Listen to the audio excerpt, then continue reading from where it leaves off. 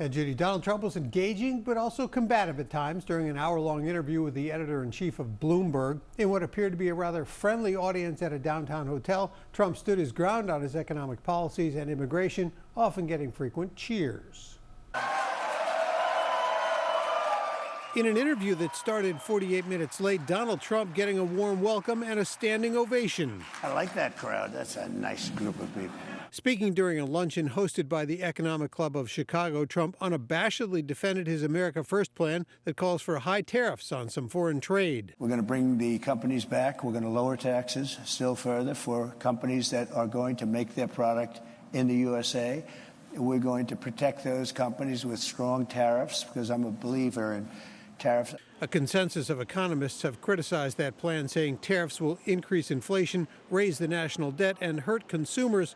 But Trump dismissed those concerns. Supporters hoping if Trump is elected, he will use tariffs judiciously. I'm an economics major by trade, so tariffs are, they're usually a bad thing. I like them to create some fairness and some, and a level playing field, not necessarily to punish. Trump was questioned about the potential negative economic impact of his mass deportation plan for undocumented immigrants, his response drawing perhaps the loudest cheer of the day. I want a lot of people to come into our country, but I want them to come in legally. I don't want to have murderers. I do like his policies. I like what he's talking about. Is it going to be as easy to execute as he says it is? I don't know about that. But for the most part, that is kind of what the crowd wanted to hear. Trump once again downplayed the events of January 6th when asked about whether he supports a peaceful transfer of power, which he would not commit to. We want to have honest elections. You think the last election was honest?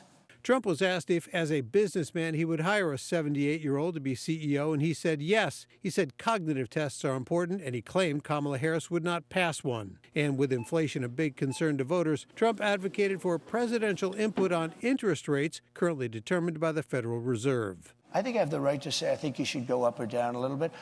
I don't think I should be allowed to order it, but I think I have the right to put in comments. Vice President Kamala Harris was also invited to speak at some point in front of the club, but she has not yet accepted the invitation. Trump's plans were roundly criticized today by both Governor J.B. Pritzker and Mayor Brandon Johnson. And coming up at 6 tonight, I'm going to tell you what he had to say about Vladimir Putin and whether he talked to him, as well as, and this was interesting, what states he thinks are going to determine this election. Watch breaking news on YouTube. Subscribe to ABC7 Chicago Eyewitness News.